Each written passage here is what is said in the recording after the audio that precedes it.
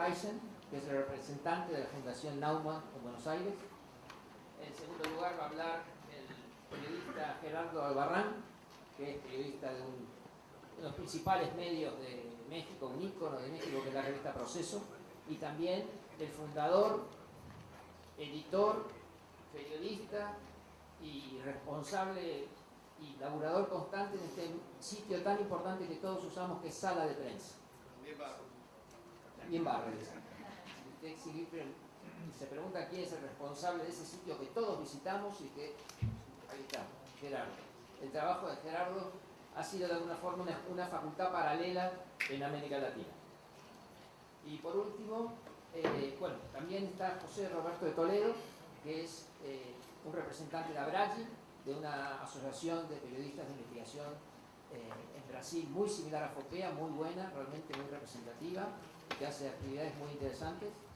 Y en último lugar va a estar Alejandro Pisitelli, que es un profesor universitario de Flaxo y de la Universidad de Buenos Aires, que desde hace muchos años, casi un pionero, está tratando de desentrañar en qué consiste esta nueva era digital. Bueno, empezamos con Rüdiger entonces.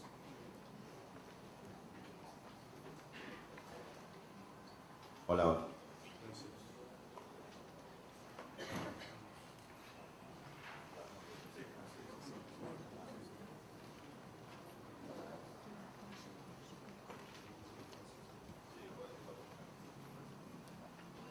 Bueno, muy buenos días. Felicitaciones a esta capacitación a un tema multimedia para periodistas jóvenes y también maduros como yo, muy importantes. Primero, yo soy periodista, pero no he practicado el periodismo en 25 años. Trabajo en una organización que mira la sociedad en su totalidad y también tiene un concepto sobre periodismo y ven esto ustedes como parte. Periodismo y medios de comunicación, nosotros veamos que también los criterios de formación de periodistas se van globalizando. Y Asia hoy en día tiene formaciones de periodistas muy comparables a Europa, a los Estados Unidos, y los Estados Unidos, de eso vamos a hablar después, tienen unos estándares de periodismo muy especial en el mundo. El bloque soviético oriental tenía una formación de periodistas también específica. Asia y África tenían estándares más ligeros. Después, países anteriormente colonizados por los británicos tenían más la tradición británica. Filipinas, algo de tradición español. África, según los excolonizadores, también en la formación de periodistas, el sello de sus colonizadores. Aunque hoy en día con la multimedia y internet esto se ha globalizado. Yo personalmente he formado periodistas en Congo y en el Zaire hace unos 15 años. Fueron condiciones postcoloniales para mí muy interesantes en mi camino. Yo estudié periodismo en Francia, en Alemania, en Estados Unidos, y por eso mi visión es más comparativa, aunque no tan moderna como la de algunos de mis colegas acá. Bueno, las universidades tienen un rol, el rol tradicional en la formación de periodistas, y la gran pregunta de siempre es: ¿debe uno estudiar periodismo para ser periodista o debe uno más bien estudiar un tema como el derecho, la medicina, la economía u otro, y después tener un curso más bien técnico que conjuntamente hace el periodista moderno? Este debate es lo más intenso en los Estados Unidos, pues yo lo veo también en todos los continentes, incluso en Rusia, discutiendo intensamente esta cuestión. Bueno, contenido o forma del periodismo.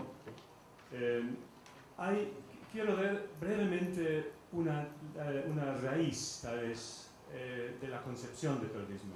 Pulitzer, en los Estados Unidos, era propietario de un diario en Nueva York, y al finales del siglo XIX ofreció una suma de dinero a la Universidad de Columbia para empezar a entrenar periodistas. La universidad lo discutió unos 20 años y finalmente se creó también en la Universidad de Columbia, muy conocida, un programa de periodismo. Mientras tanto, la Universidad de Missouri en 1904 o 1908 creó la primera facultad de periodismo.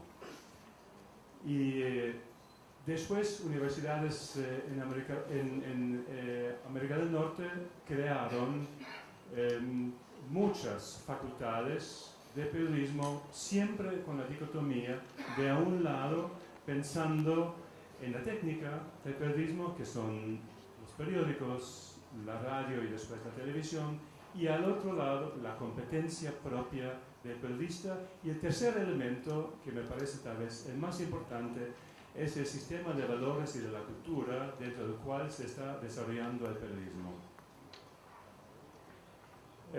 Pulitzer representa hoy el premio más prestigioso del periodismo. Es la prensa escrita, sobre todo, la clásica, y está formada con los valores, sobre todo éticos, y de la cultura, creo, en la mayoría humanista y occidental, que representa el espíritu de este premio. Si nosotros somos musulmanes, podríamos tener un otro tipo de premio Pulitzer, pero también considerando la cultura política y religiosa del continente. Debemos ser respetuosos, posiblemente nos faltan muchos premios Pulitzer según la cultura de los varios continentes que tiene este mundo. Bueno, en Alemania o en otros países, no tenemos el tiempo para abordar esto, hay 5 universidades clásicas que enseñan el periodismo. Yo estudié en Berlín y Múnich y tenían como tema ciencias del periódico, del periodismo del periódico. Y esto se enseñó clásicamente. También estudié en Viena, también tenía el mismo tema. Ya era comunicación y era un híbrido entre algo de periodismo, algo de ciencias de comunicación y ciencias de impacto, algo de sociología, psicología y varios otros temas que entiendan o ayudan a entender el escribir, la sociedad y el impacto del periodismo. Pero muy poca de técnica. Yo tenía que después ir a la televisión alemana para decir, yo soy aspirante a ser periodista, yo puedo hacer un programa. Y tuve la suerte de que a través de conocidos podía entrar a la televisión, porque eso era el sistema.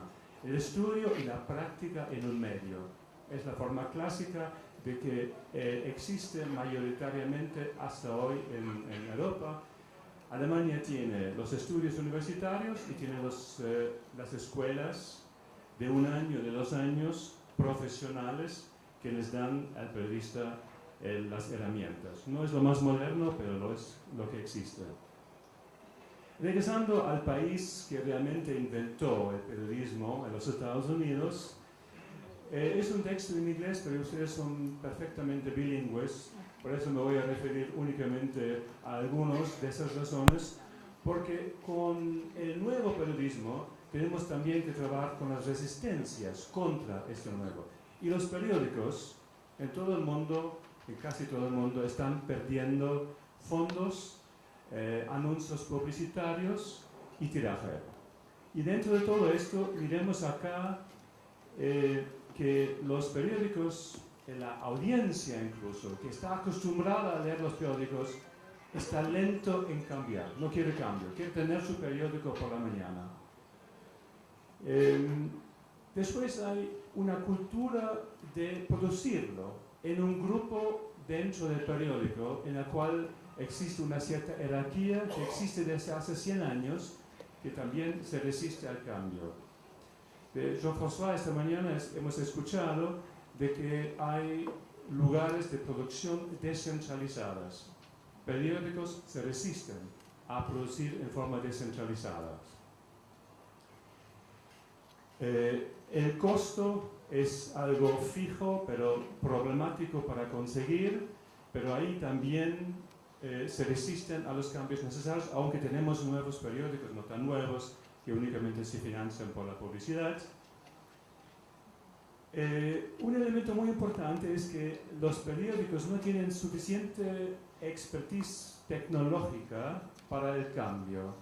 Saben de una cosa y no saben de la otra. Y mientras sobreviven, siguen trabajando con lo que conocen anteriormente.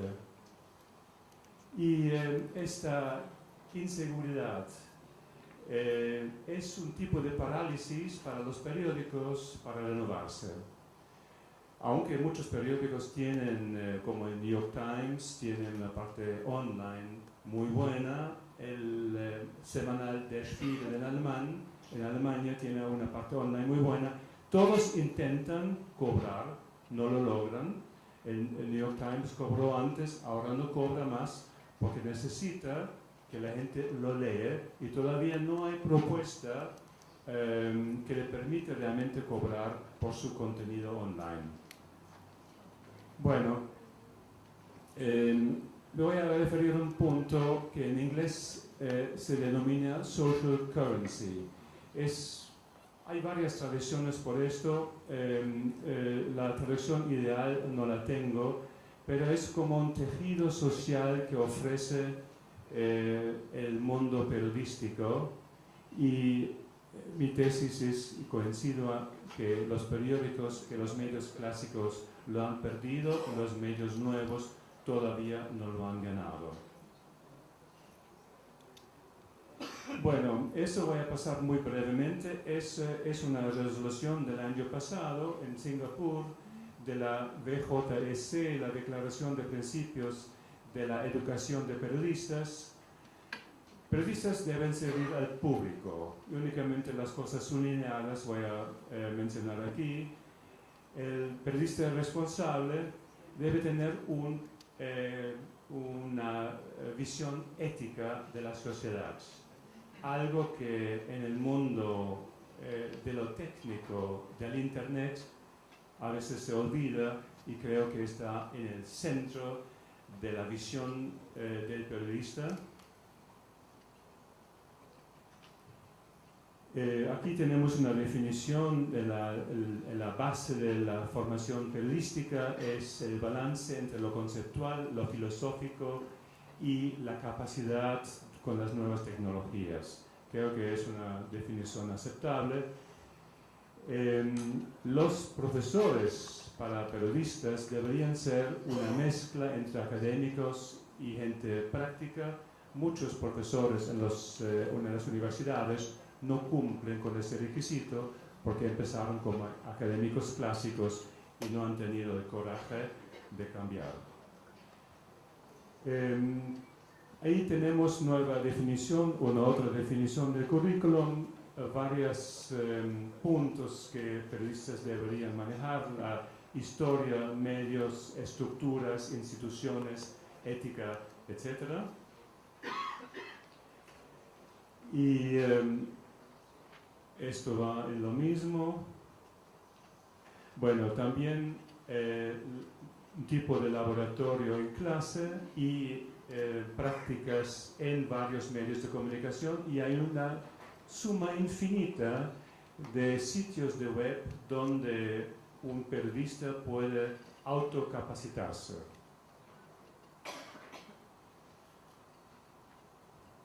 Bueno, este tejido social, para decirlo de esta forma, en los medios de comunicación como Facebook y en la presentación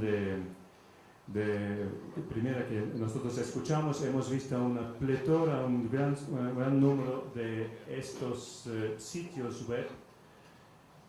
Eso es una nueva tendencia para mí. Nosotros estamos en un tipo de transición. Deberíamos ser desempleados para poder seguir todas las nuevas tendencias. Nadie que trabaja tiene tiempo para esto.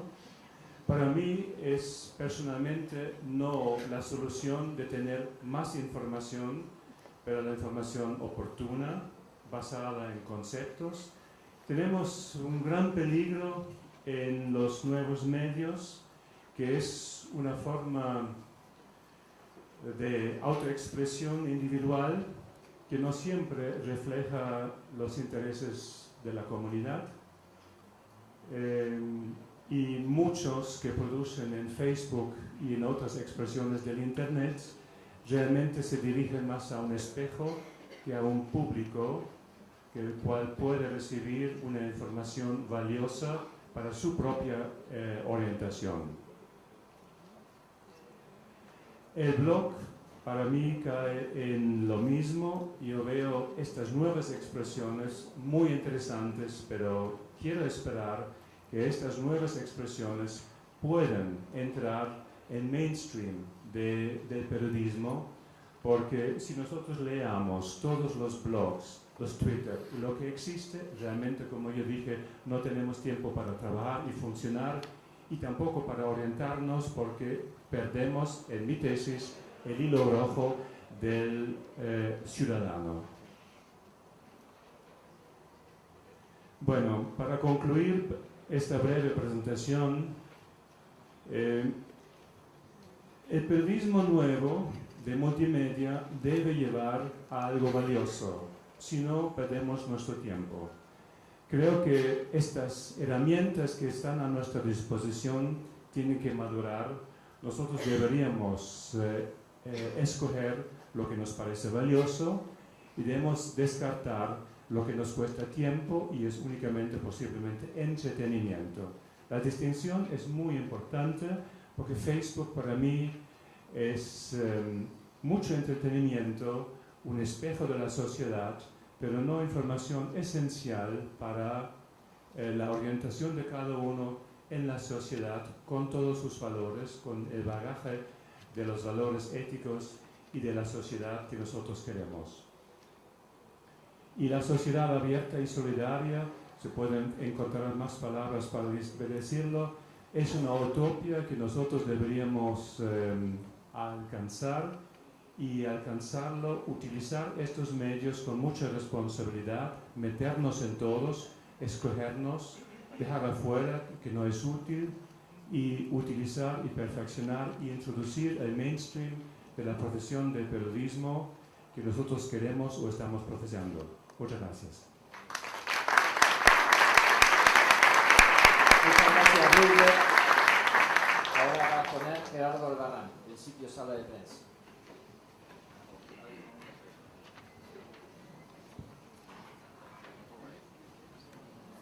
¿Qué tal? Muy buenos días todavía. Empezar y terminar con una pregunta que ha estado flotando, la dejó Mendelevich al final de su intervención, la recoge Rodiger, que tiene que ver un poco con el perfil del nuevo periodista multimedia y esto que se está estudiando ahora.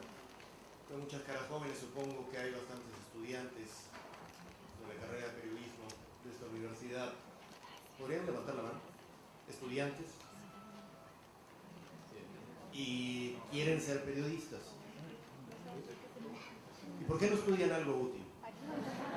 Digo yo. Y parece broma, pero no lo es. Van a ver.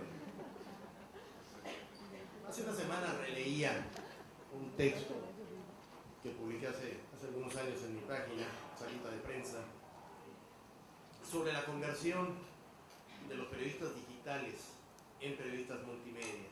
Esto fue en 1999 y en una universidad española en esa época se hacían vaticinios a la espera aún de la banda ancha. El eje de todo era la capacitación profesional ante las nuevas tecnologías. Se apostaba por una formación universitaria que se enfocara hacia las herramientas multimedia de la época, programas informáticos, imagen, sonido, diseño. Imagínense nada más, el CD-ROM era toda una novedad que debía enseñarse.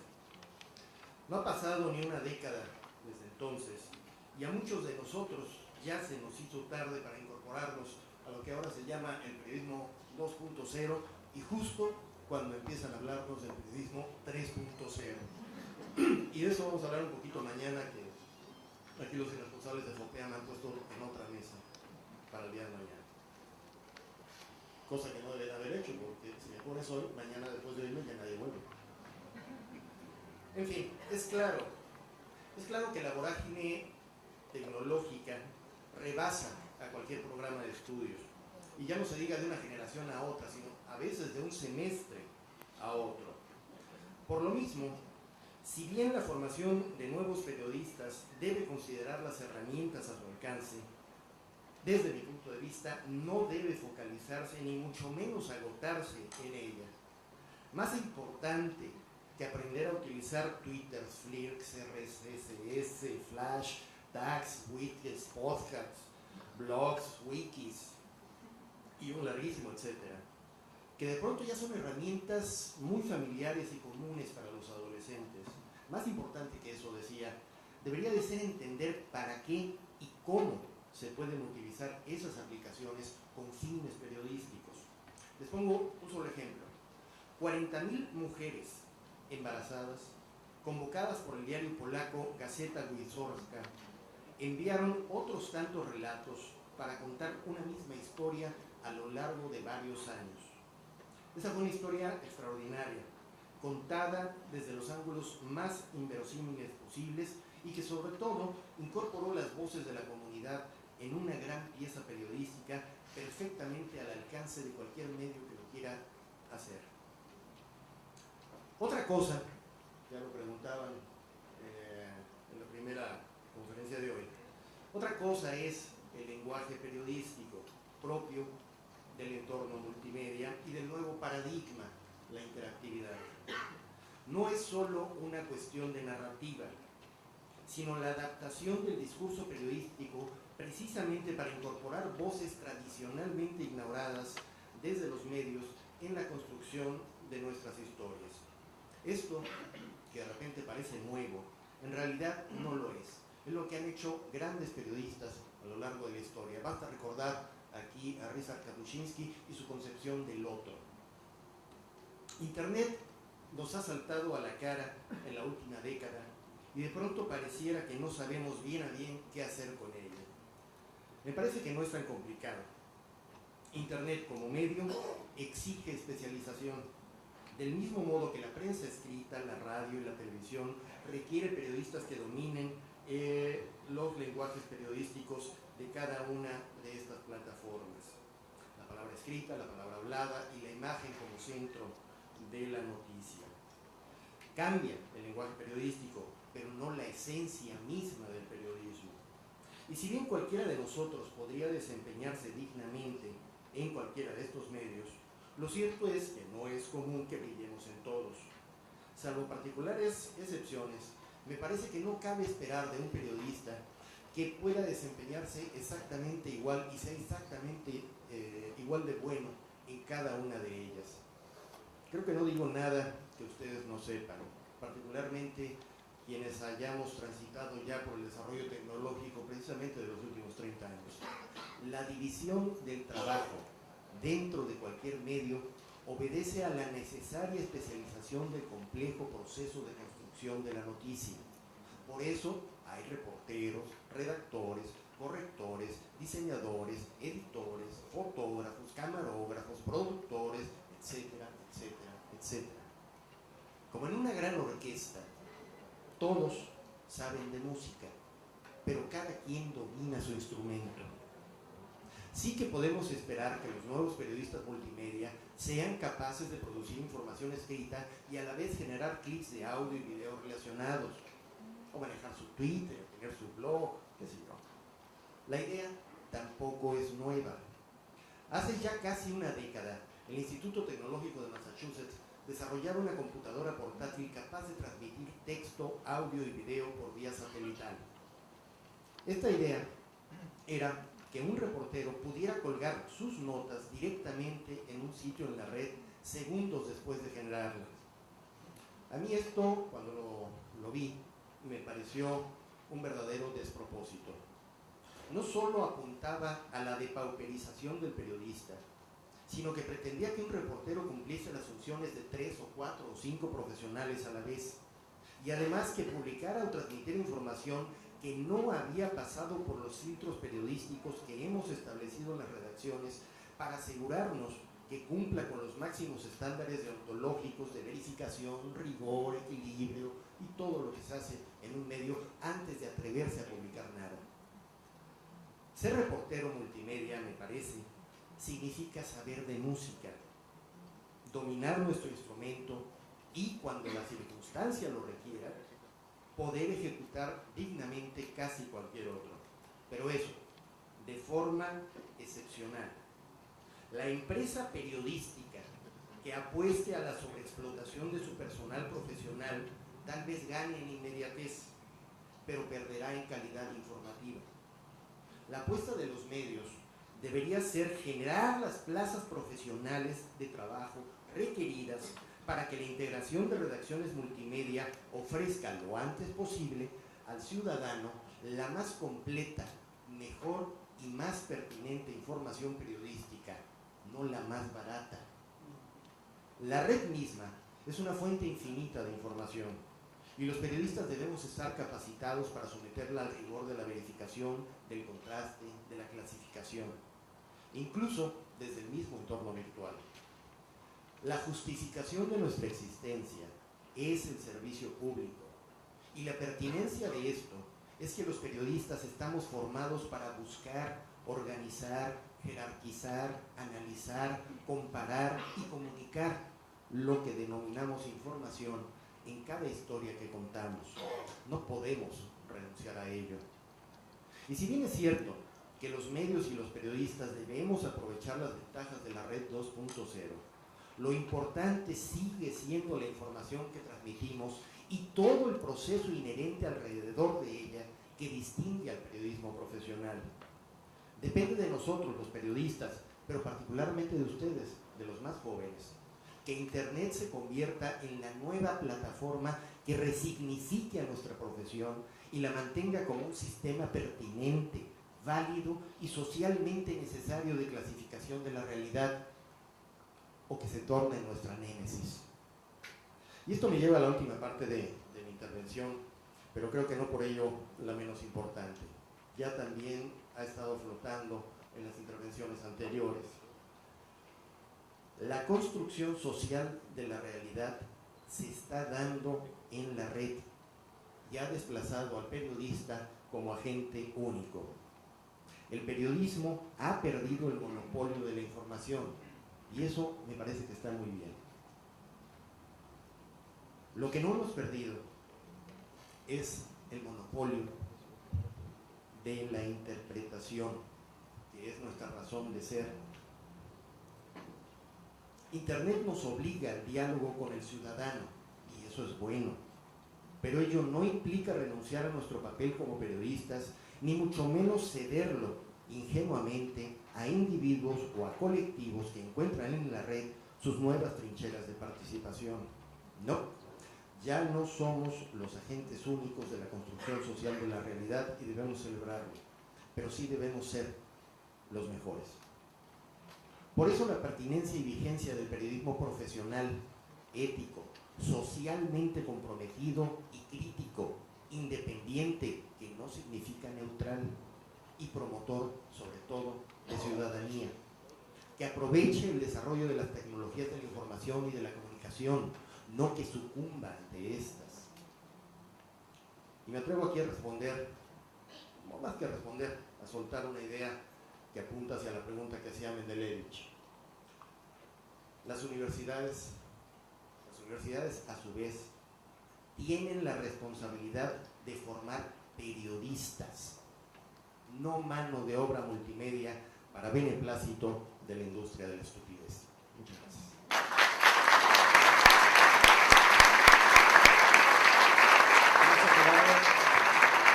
Ahora José Roberto, de la organización ABRAGI de Brasil.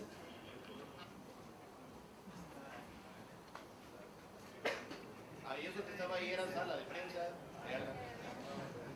Iba a decir cuando presenté a Gerardo Sala de Prensa de México, pero la sala de prensa es de América Latina.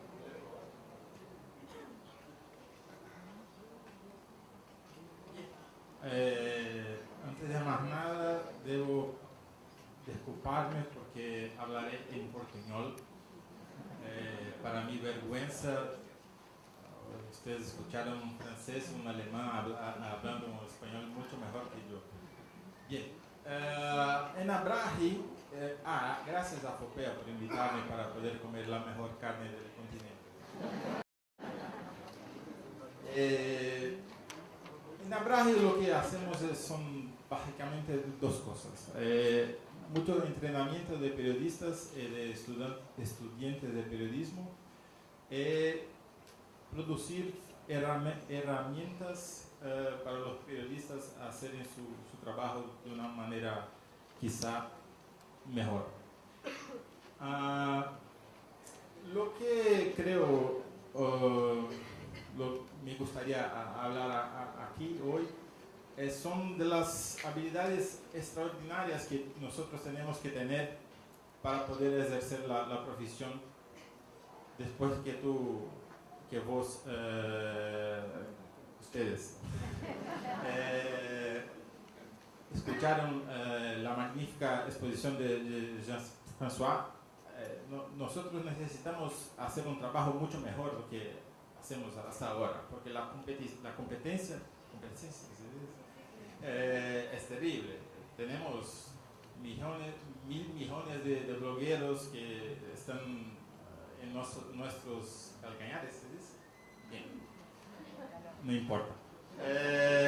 Lo que tenemos que hacer nosotros, perdón, está en portugués porque me da vergüenza de escribir en portuñol. Tenemos que saber filtrar los datos más importantes que hay en abundancia en Internet. Tenemos que saber dar contexto a esas informaciones en el tiempo, en el espacio, saber por qué una cosa está ocurriendo hoy, cuál es la conexión que tiene con el pasado. Tenemos que ser capaces de hacer análisis de grandes cantidades de información rápidamente y con mucho más precisión. Y finalmente tenemos que transmitir esas informaciones a nuestro público de una manera que va a capturar su interés, porque la competencia no es solamente con los otros periodistas, pero es una competencia con los videogames, con todas las nuevas tecnologías. Bien, ¿cómo podemos filtrar esa información? Tirar una cosa que es básica y que hacemos muchos workshops en Abrahi para intentar hacer con que los periodistas usen los mecanismos de búsqueda como Google de una manera más inteligente, que usen la búsqueda booleana, que van al formulario de búsqueda avanzada, que hoy hay muchas maneras de hacer esas búsquedas que con herramientas específicas y que muchas veces nosotros no conocemos eso. Pero el Google o cualquier otra herramienta de búsqueda tiene una limitación muy grande. Solamente 30% de la Internet está dentro de la base de datos de Google.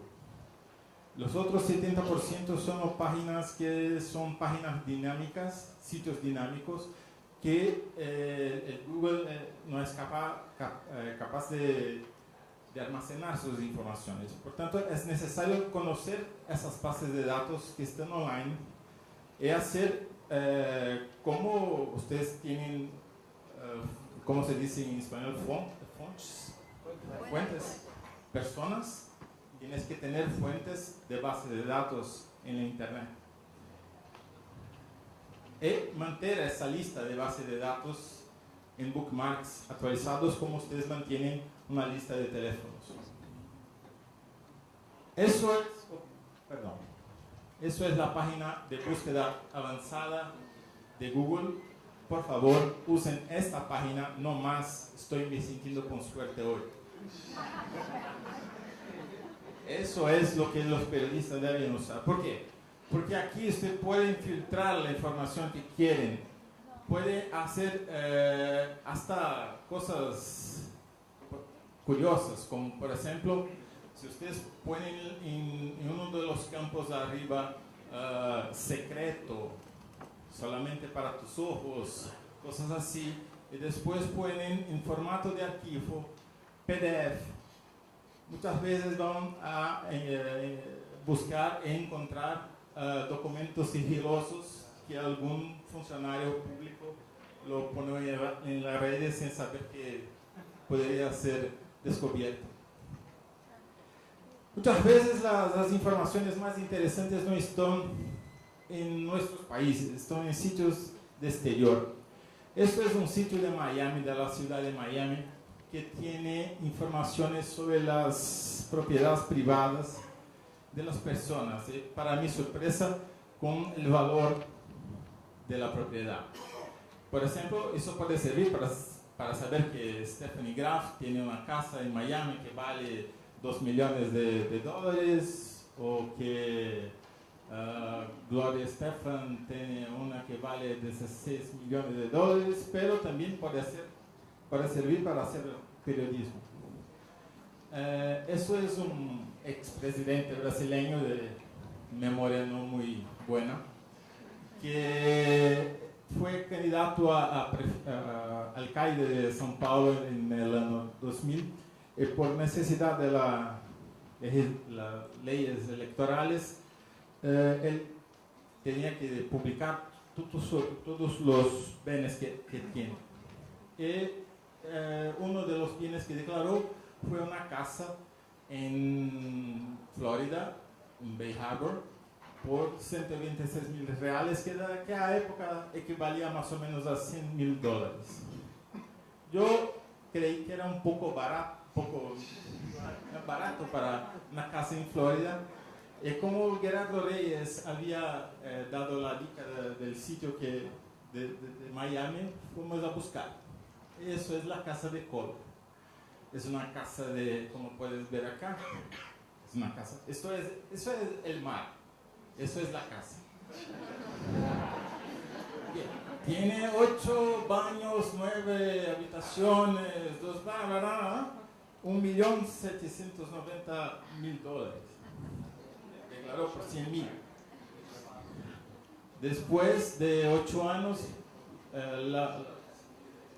vendió la casa por $2,850,000. Jamás declaró eso a la justicia brasileña. Bien, es posible hacer investigación en Internet. Tenemos los medios. Es necesario saber cómo.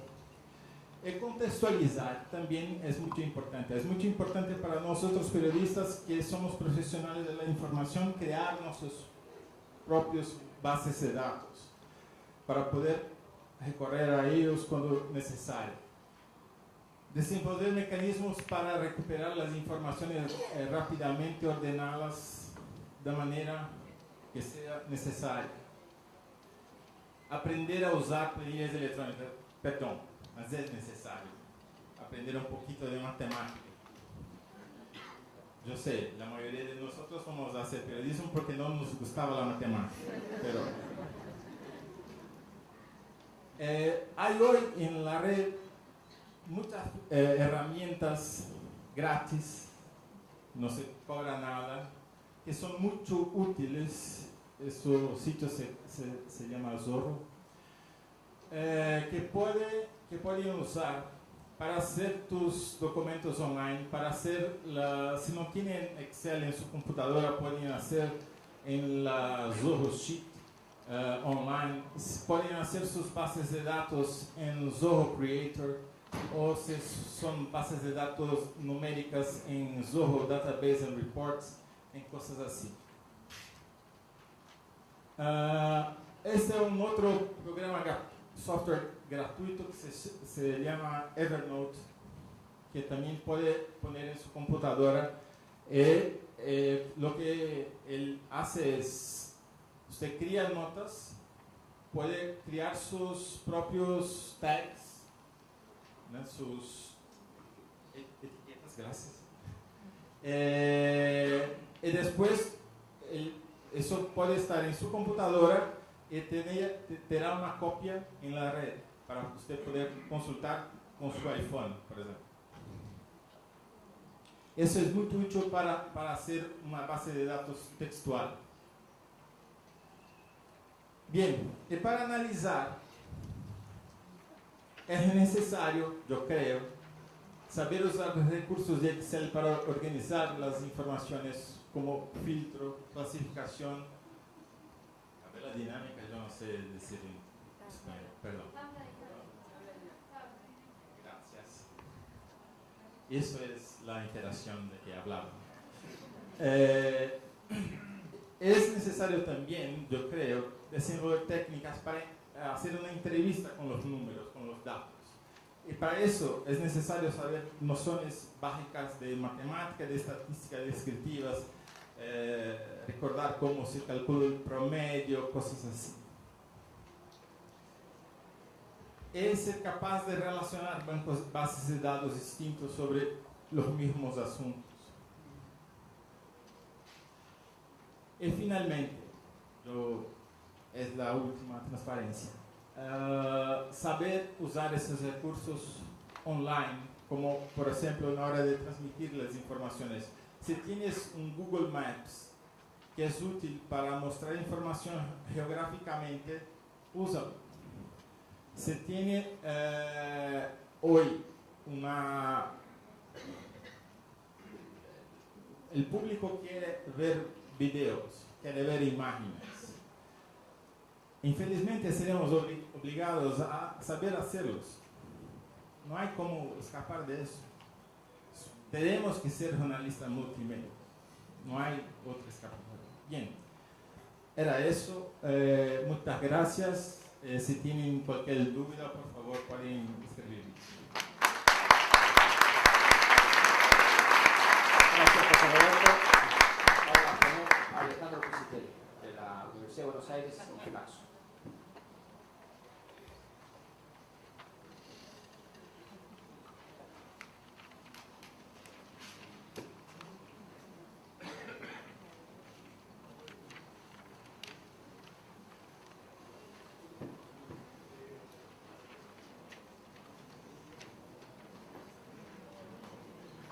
Hola, buen día. Bueno, tanto lo que mostró Fogel esta mañana como muchas de las cosas que se comentaron hoy en esta mesa y que se van a retomar tanto esta tarde como mañana están ligadas a una serie de disyuntivas, a una serie de problemáticas, a una serie de discusiones muy vivas, ¿no? Se muere el periodismo, las empresas de periodismo sobrevivirán o no, el papel, el multimedia, etcétera, etcétera.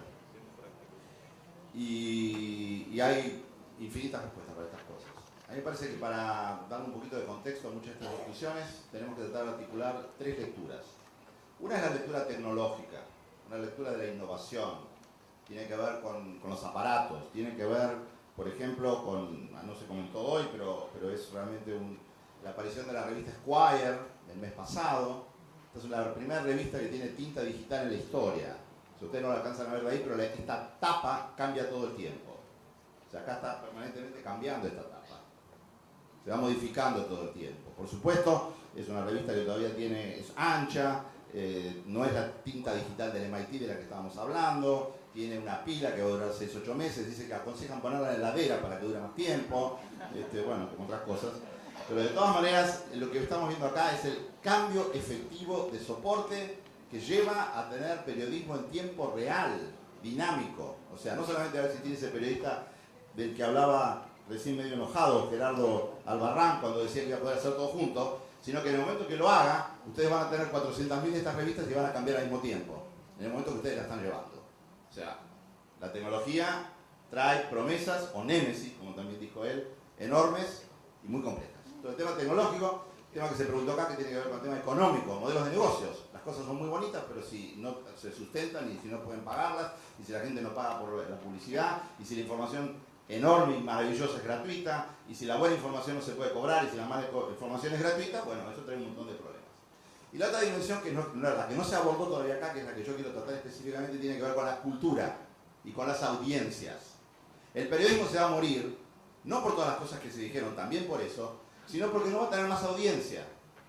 Porque la audiencia, que cae permanentemente, esa gente que le gusta, por ejemplo, ¿por qué La Nación todavía no pudo cambiar su formato? Porque a la gente de La Nación le encanta el diario Sábana, porque no va en colectivo, evidentemente, ¿no? Se sientan en la biela y lo despliegan con toda comodidad. La gente que viaja en colectivo podrá leer el iPhone cuando el iPhone cueste $50 o $25, que vamos a llegar a ese tipo de cosas, ¿no? Entonces, yo creo que lo que estamos viendo acá es un cambio mucho más brutal de lo que se comentó hasta ahora y que tiene que ver con un cambio epocal, que tiene que ver con el fin de una cultura. El fin y reinvención, ¿no? Porque nunca es un fin, sino que siempre es una reinvención. Y esta nueva cultura que está emergiendo en los últimos 20, 30 años, está muy ligada a, y me encanta esta frase de Steiner, que salió esta semana en una entrevista que le hicieron en El País, donde dice que básicamente la tecnología es la fuerza más creativa del momento. Y la televisión y el cine son las fuerzas más creativas que están en este momento. Y no habla del diario, no habla del papel, no habla del libro fundamentalmente. Está hablando de la tecnología, está hablando del cine y está hablando de la televisión. No casualmente, hace un par de semanas, la revista El País Semanal de España sacó una nota de tapa extraordinaria que decía: la caja boba ya no es más boba, la caja boba es súper inteligente. Hay 18 millones de personas que ven House en Estados Unidos cada semana. Hay una penetración, no solamente de todos estos sitios sociales que por ahora tienen bastante poca incidencia en estas cosas. Los medios audiovisuales como la televisión y el cine tienen mucha más todavía, pero estos están cambiando un montón de cosas. Una de las campañas, Obama, la semana pasada, mandó la gente de la campaña de Obama este video, se puede ver en línea. Este video decía que por culpa de las personas que lo recibíamos, en mi caso, por ejemplo, Obama había perdido las elecciones por no haber ido a votar. Y es un video online con un locutor profesional de NBC, con un poder de convencimiento más tremendo que cualquier campaña real y que cualquier campaña concreta. Yo creo que Obama ganó decenas de miles de votos a través de este video, que era un video personalizado y que se puede conseguir en cualquier lugar dentro de la propia red de este momento y que permitía que cada persona lo reenviara a 20 personas más. Entonces uno no era periodista, uno no era analista, no era intérprete. Gerardo decía que estaba bien que los periodistas hubiesen perdido el monopolio de la información, pero no quería que perdieran el monopolio de interpretación. Y a mí me parece que no lo tienen que perder el monopolio de interpretación si saben interpretar. Lamentablemente la capacidad interpretativa del periodista ha bajado muchísimo por un montón de motivos, pero tiene que ver fundamentalmente por una complejización creciente de la realidad. Es decir, lo que nosotros estamos viviendo en este momento es una realidad de una intensidad, y no tiene que ver con el medio en el sentido de la mentira, en el medio en el sentido del monopolio, en el medio en el sentido de la manipulación. Tiene que ver que están cambiando los circuitos neuronales. No puedo explicar esto acá. Acabo de sacar un libro de Gary Small, búsquenlo en internet, se llama iBrain. Es un libro que recapitula 10 años de investigaciones mostrando cómo se está recableando neuronalmente el cerebro a partir del consumo de medios y el cambio en la dieta cognitiva que estamos haciendo nosotros.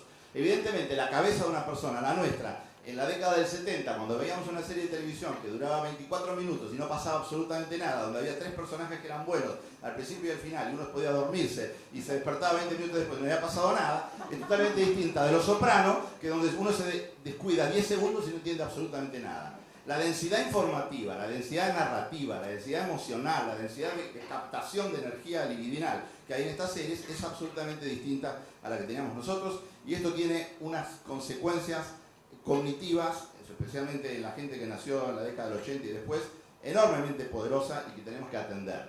Esta mesa tenía que ver con la formación del nuevo periodista. La formación del nuevo periodista tiene que ver con la formación de la nueva audiencia. Y la formación de la nueva audiencia está desarrollando una serie de herramientas digitales y skills que son totalmente distintas, aunque recapitulan todo lo que se comentaba recién. Por supuesto que estoy totalmente de acuerdo tanto con lo que decía Rudiger como lo que dijo recién José Roberto acerca de esas capacidades. Pero también tenemos que tener en cuenta que existen unos entes, cosas que van por la calle caminando, ¿no? Vestidas, etcétera, que se llaman nativos digitales, que a veces uno los reconoce, a veces no, a veces les gustan estos nativos, a veces no, y estos seres son totalmente distintos a nosotros. Ni mejores ni peores, pero son totalmente diferentes.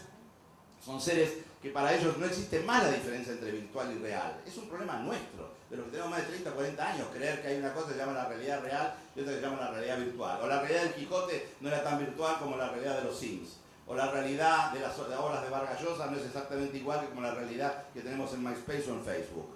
Entonces lo que estamos viendo es una transmigración enorme.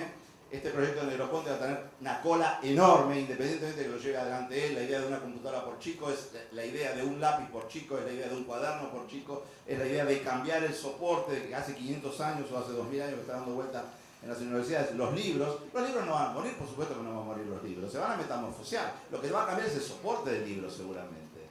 Porque el libro se inventó como códice en el siglo II, y si uno quiere ir para atrás puede ver por los egipcios y el papiro, etcétera, etcétera. Cambia el soporte, pero al cambiar el soporte también cambia las formas de leer y cambia fundamentalmente los protagonistas de estas acciones de leer, de informarse, de transmitir y de comunicar, ¿no?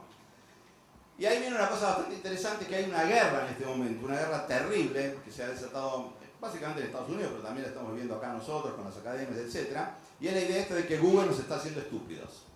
Que en este caso es bien interesante porque esta nota la escribió Nicholas Carr, que es un tipo brillantísimo, que fue director de Harvard Business Review, la mejor revista de negocios del mundo, con lo cual Carr no es ningún tonto, no es el Martín Caradagian, diciendo que Google, que tampoco era nada tonto Caradagian, ¿no?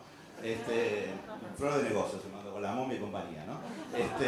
Pero bueno, la cuestión esta de si Google nos está haciendo estúpidos, que tiene mucho que ver con lo que decía él recién, ¿no? Porque hay muchos Google. Está el Google de Make Me Happy y está el Google de la búsqueda profunda. Está el Google que monopoliza todas las bases de datos y el Google que no llega a más del 30%, ¿no? Entonces, ¿de qué Google estamos hablando? Hay muchos Google. Ahora, lo que no podemos ignorar es que, así como antes decíamos ACDC, antes de Cristo, después de Cristo, nuestra civilización es AGDG, antes de Google y después de Google. Y no es ningún chiste esto. El mundo es absolutamente diferente después de Google. Y lo va a hacer cada vez más. Y lo más curioso es que Google solo tiene 10 años.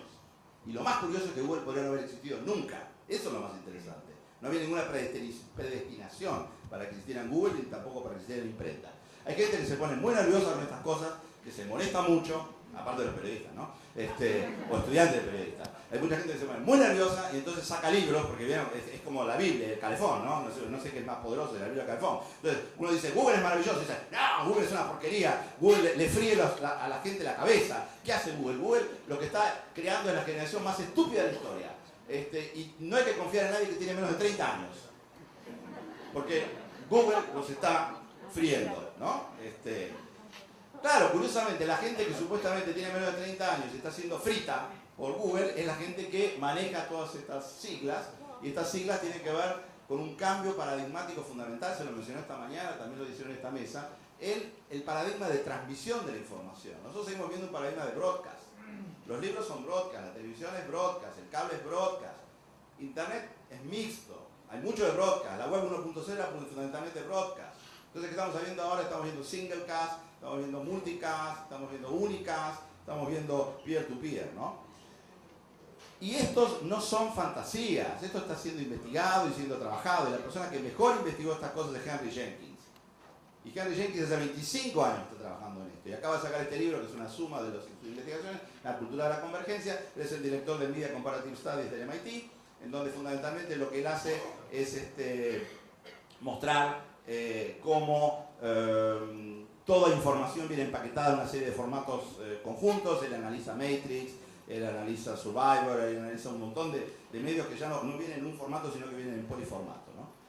Entonces, y ya con esto vamos promediando la charla, ¿no? Estamos hablando de competencias digitales, no estamos hablando en contra de las analógicas, estamos hablando de otras competencias. Las analógicas son indispensables, nadie dice que, como decía provocativamente alguna vez Papert hace muchos años, ¿no? hace falta escribir y leer, porque en el futuro las máquinas van a escribir por uno, van a leer por uno, etc. Es una burrada y es una cosa peligrosísima, y más en países como los nuestros. Pero lo que es cierto también es que esas competencias analógicas no alcanzan.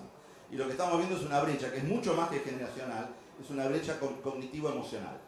Hay un sitio muy interesante que se llama lageneracioneinstein.com, donde pueden trabajar mucho este tema. Bergman, que es un autor finlandés, saca el libro Generación Einstein, que es una forma de reivindicar a la gente que tiene menos de 30 años, y donde básicamente dice que son más listos, más rápidos y más sociales. Y que dentro de 5 años, cuando entren masivamente en la fuerza de trabajo, van a cambiar completamente lo que es la ecología del trabajo, ¿no? Entonces, ¿qué tendría que saber un periodista digital? ¿Cuáles son estas competencias digitales? ¿Cuáles son estas e-skills? Que las tendría que saber no solamente por periodista, sino porque si no, no va a tener con quién hablar, nadie lo va a escuchar, porque los que lo van a escuchar las van a tener estas competencias. O sea, ¿cuál es el destinatario de estas nuevas competencias? Son todas estas que vemos acá, que las revisamos rápidamente, y que tienen que ver fundamentalmente con juego, capacidad de experimentar con el entorno como una forma de solucionar los problemas, tiene que ver con la performance, o sea, performance, encarnar, juegos de rol, simular, buscar, improvisar y descubrir, tiene que ver con la simulación. Sí, lo mencionaba hace un rato José Roberto, ¿no? O sea, no puede haber un periodista que no sepa lo que es el Excel, porque el Excel es la estructura intelectual que inventó la computadora personal. Porque en el año 78 se vendían las primeras planillas de Excel en una máquina portátil tomada de la Universidad de Harvard, y se vendía la Apple II porque venía con el Excel. Y con el Excel uno puede hacer la pregunta, ¿qué pasaría si? Si yo cambio una columna, si yo cambio una fila, entonces ¿qué pasa con las otras? La primera máquina de simulación de uso colectivo. O sea, el Excel es fundamental, ¿no? Tiene que ver con toda esta habilidad de simular, aparte de lo que es la deducción y la inducción. La cuestión esta de samplear y remixar contenidos, que al periodista lo vuelve loco esto. Pero lo chifla completamente, ¿no? O sea, cómo alguien saca de acá, pone acá, le adosa, le cambia, lo modaliza, lo modifica, muchas veces sin pedir permiso, muchas veces sin saber que tiene que pedir permiso, muchas veces sin importarle que tiene que pedir permiso. Y sin embargo funciona y opera. Y me estaba contando recién Gobi, por ejemplo, cómo los diarios, frente a esta reapropiación de la información, lo que están haciendo es bloqueando la posibilidad de que uno lleve esa información, ¿no? El New York Times, para no hablar de Clarín, el New York Times solo tiene un 4% de links a fuentes externas. Solo 4% de links a fuentes externas, ¿no? Bueno, el multitasking, que generalmente es denostado, pero que en realidad es una habilidad maravillosa que tienen los chicos de poder hacer 4, 5, 6 cosas todas mal, pero igual las haría mal, pero por lo menos hacen 4 o 5 mal, ¿no? El tema bueno, los adultos, no hablemos de los adultos. La cognición distribuida, ¿no? La cognición distribuida es la posibilidad de fabricar conocimiento de forma colectiva, la inteligencia colectiva, esto que llama Pisani en un libro que acaba de salir sobre la web 2.0, que está gratuito en la web, ¿no? Francis Pisani, uno de los grandes blogueros que escribe en Le Monde, acaba de sacar un libro sobre la web 2.0 donde habla de la alquimia de las multitudes, no le gusta usar la palabra inteligencia colectiva, ¿no? Es cómo nos alimentamos de este pool de conocimientos, esta que es absolutamente fundamental y tiene que ver muchísimo con lo que decía José Roberto hace un rato, ¿no? O sea, no es una opción, texto versus multimedia, se terminó esa opción, no existe más esa opción. Lo decía Fogel esta mañana. ¿Cuál es el tráfico entre la web? 22%, va a pasar 90% de videos en el año 2012. YouTube. YouTube es una cosa increíble, YouTube. Hay un investigador de la Universidad de Kansas, Michael Wesch, que inventó un área que se llama la Digital Ethnography, etnografía digital, donde él hace etnografía de YouTube. Entonces, el primer tipo que hace un inventario de qué hay en YouTube. En YouTube hay 200.000 videos nuevos por día. Hay 100 millones de personas que entran dentro de YouTube. Hay en este momento ya 500 años de visionado de videos. Y no para, y no para, y no para, y no para. Basura, seguramente el 95% de eso es basura. Ese 5% son pepitas de oro. Son pepitas de oro que dan para todo, absolutamente para todo, ¿no? Entonces la navegación transmedia tiene que ver fundamentalmente con eso. Juicio, toda la mesa lo dijo, el juicio no se tiene que perder nunca. El filtrado es una cosa fundamental. Tenemos todo tipo de problemas porque por más que pudiéramos enseñar a los chicos a través de una actividad participativa todas estas cuestiones, hay problemas, desafíos, brechas de todo tipo. Pero fundamentalmente yo lo que quiero remarcar acá es que estamos en un cambio epocal, y con esto termino, y que tiene que ver con los espacios de afinidad y cómo estamos yendo de tecnologías interactivas a culturas participativas, son dos cosas totalmente distintas, ¿no? La tecnología interactiva, más o menos uno puede hacer, la cultura participativa es una cosa mucho más sofisticada y mucho más compleja. Hace poquito, en la revista de La Nación, salió esta tapa, La cultura debe hacerse ver, una nota sobre YouTube, bastante poco inteligente la nota, una nota bastante crítica, ingenua de lo que es YouTube, del potencial de YouTube. Y la persona que realmente está pensando estas cosas y la persona que realmente, así como Jenkins piensa el tema de la cultura participativa, Alessandro Barico, el autor de Seda, un bestseller mundial, de la novela Seda, saca hace un par de veces en España este libro, esa traducción del libro que sale en Italia, Los bárbaros, ensayos sobre la mutación. Y lo que está diciendo fundamentalmente es que lo que está viviendo la cultura letrada, la cultura del papel, la cultura del libro, la cultura del periodismo, lo que está viendo es una avanzada de los bárbaros. Los bárbaros, los nativos digitales, los bárbaros, los consumidores de Google, los bárbaros, los consumidores de YouTube. Pero esto no es una cosa nueva, siempre se vivió eso, ¿no? Miedo a ser derrotado, hordas bárbaras, tan viejo como la historia de la civilización, empieza diciendo Barico. Cuando Beethoven escribe la novena sinfonía, todo el mundo se va horrorizado del teatro. Cuando Stravinsky estrena la consagración de la primavera, todo el mundo también se va horrorizado. O sea, estos que hoy son clásicos en su momento eran considerados revolucionarios terribles y realmente que rompían todos los esquemas. Benjamin, el fotógrafo del porvenir, tipo que dice, queremos entender la cultura norteamericana, tenemos que estudiar a Mickey Mouse, y fundamentalmente esto de No Country for Old Men de Cormac McCarthy, que los toma los cuatro Barico como epígrafes a una etnografía de la cultura presente y para poder entender qué es esta cosa de la mutación cultural, ¿no? Entonces, lo que estamos viendo nosotros, a pesar de los premios que se dan, etc., son la muerte de la novela, el fin de la novela. Pero no de la novela como género, como premio, de la novela como algo que era leído solo por novelistas. Era endogámica y endógena, donde se leían entre sí y se aplaudían entre sí, ¿no? La novela impuso una nueva lógica y había que ver qué solidaridad entre novela y periodismo, ¿no? Porque el periodismo, tal como lo entiende Habermas, empieza en el siglo medio, mediados del siglo XVIII y la novela también de esa época. O sea que hay una solidaridad entre novela y periodismo y también parece que hay una solidaridad entre el phasing out, ¿no? La salida de la novela y la salida del periodismo, ¿no? Los bárbaros, estos nativos digitales, son 2 o 3 slides más y terminan, no leen libros como leíamos nosotros los que tenemos 40, 50, 60 años. Ese placer de que hablaba Barthes, ¿no? Cuando decía el placer de la lectura, el placer del texto, ¿no? Los bárbaros solamente leen libros que tienen instrucciones de uso en lugares que no son los libros. ¿En dónde? En la televisión, en el cine, en la vida real. Por eso vamos a aparecer libros que son salidos de Weblock, una porquería, pero no importa. Salvo los de Hernán Cachari, que son maravillosos. Entonces, para un bárbaro, la calidad del libro, pero lo dice el libro, puede leer la calidad del artículo periodístico, la calidad de la noticia, la calidad de la información, está en la cantidad de energía que esa información es capaz de recibir desde otras narraciones y verter después desde otras narraciones, ¿no? Y qué decir de lo que viene para Google, Entonces lo que estamos viendo nosotros, estamos pasando de una educación formal, donde el periodismo tuvo mucho que ver a espacios de afinidad, hay un contraste, ese contraste es totalmente aleatorio, no hay que darle mucha bolilla, pero de alguna manera nos permite ver diferencias en tonos emocionales, en tonos de aceptación, y lo que a mí me parece es que hay muy malas preguntas, y las malas preguntas, que yo supongo que no nos las vamos a hacer acá, y no la harán la gente que va a estar en estas reuniones, las malas preguntas son las preguntas de tipo oposición, esto o lo otro, el libro o el audiovisual, Google o la alta cultura, el periodismo digital o el periodismo analógico, la redacción en línea o la redacción en papel.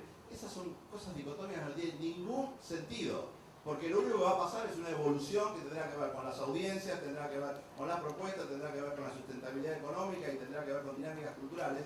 Y estas preguntas dicotómicas no tienen ningún sentido. Lo mejor que podemos hacer es Nación, Clarín, Google, todo lo que venga. Muchas gracias.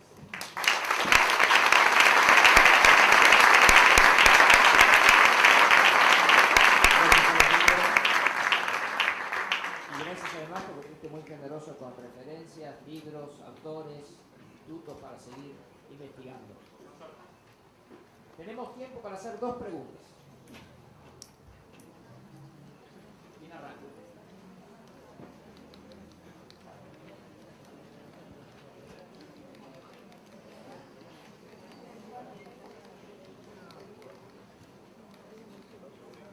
Solo 2.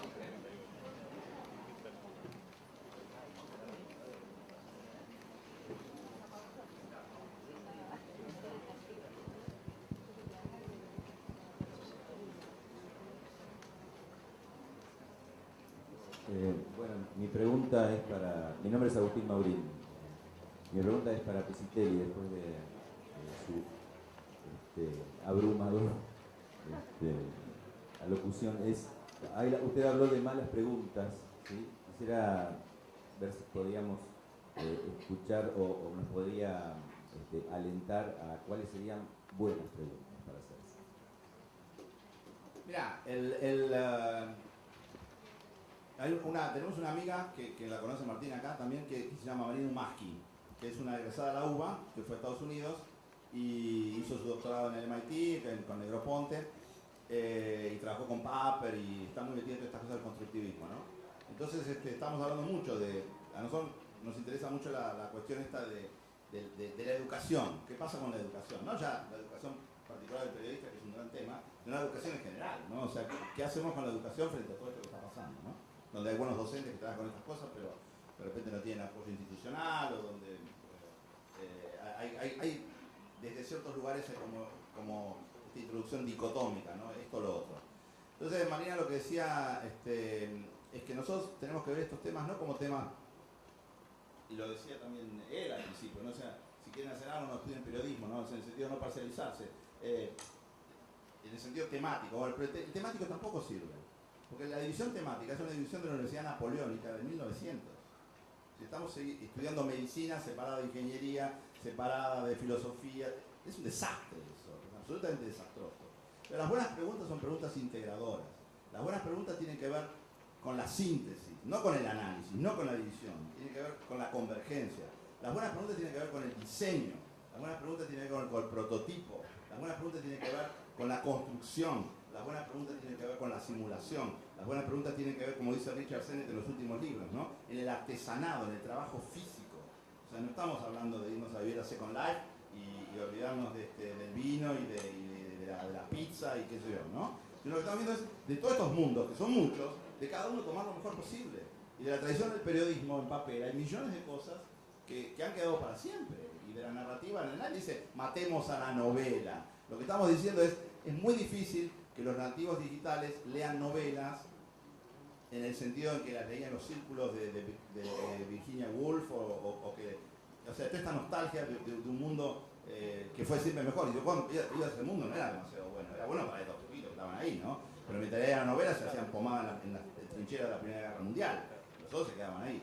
Entonces, a mí me parece que las buenas preguntas son preguntas no de esto o lo otro, sino de esto y lo otro. Preguntas integradoras, preguntas sintéticas y preguntas constructivas.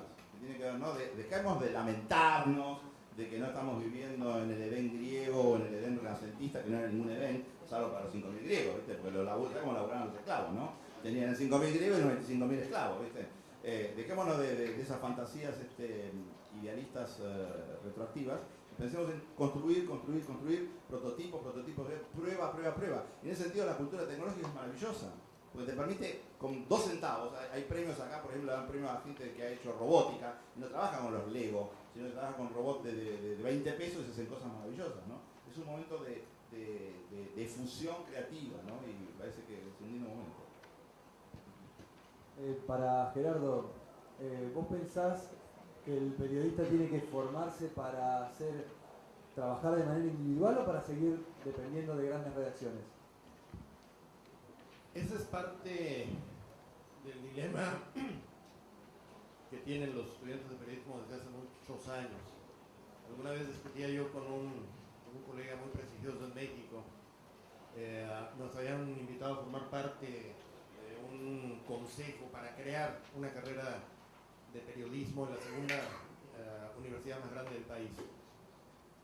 Y yo de repente decía, oh, qué bien que hacen una facultad de periodismo específicamente, pero ¿qué no va a hacer esto al final una fábrica de desempleados?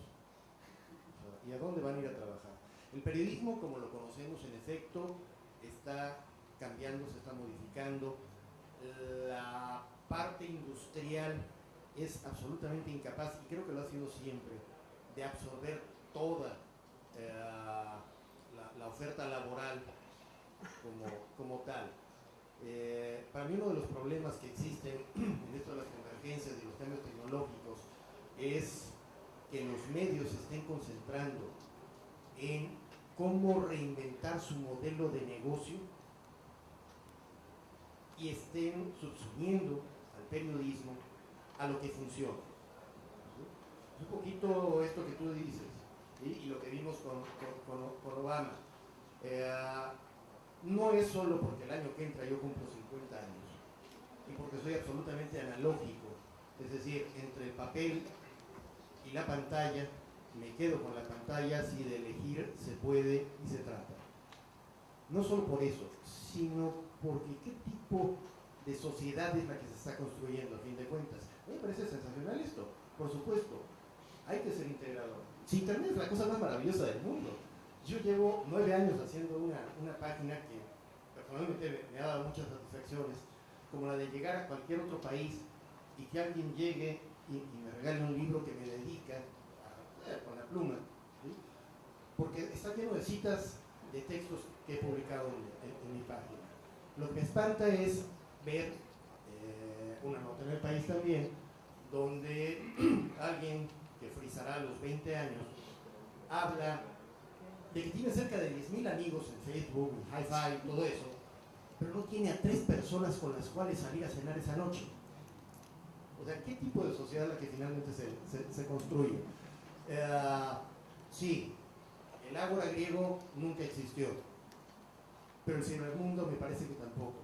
Y corremos el riesgo de que si nos cargamos demasiado allá vamos a vivir en una sociedad etérea. A mí no me preocupa tanto el individuo como tal, porque es responsabilidad de cada quien finalmente poner los pies sobre su propia tierra. Me espanta, y lo digo sin ningún pudor, me espanta el efecto que puede tener. Me espanta porque no sé a dónde puede llegar. ¿Sí? Puede llegar también a un lugar hermoso, puede ser algo, y creo que es algo que nos va a enriquecer a todos. Yo estoy aquí hoy por internet, así de simple, ¿no? Pero ¿qué vas a hacer tú saliendo de esta universidad para poder trabajar? Insisto, la universidad debe formar periodistas, y cuando digo formar periodistas me refiero a crear profesionales que entiendan el sentido de este animal, ¿sí? El animal periodístico, el animal de la noticia, sí, por supuesto, adaptado, ¿sí?, a los nuevos públicos. Los nuevos públicos son ustedes mismos, ¿sí? Ustedes tienen otros hábitos de consumo. Lo que me espanta, insisto, es que la gente consume datos, no información. Entonces, a lo mejor estos estudios que nos menciona igual empieza a reflejar eso, ¿no? Ese cambio neuronal que se da, espero que no sea una pérdida de neuronas. Muchas gracias, Gerardo. Muchas gracias a todas las